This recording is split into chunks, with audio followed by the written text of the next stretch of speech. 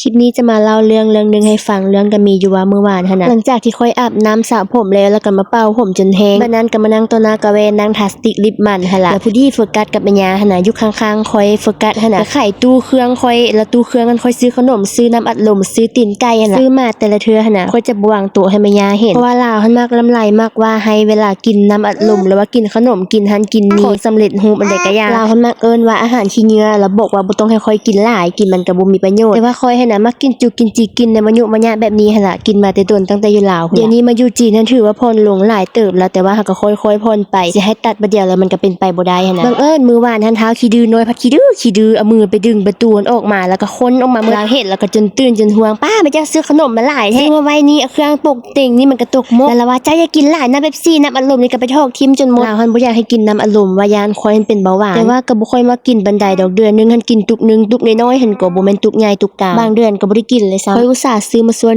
ดีๆล่ะเราก็ยังเป็นคนเจออยู่คันโฟกัสบ่ขี้ดื้อไปเทเครือหันเราก็บ่เห็นซ้ำ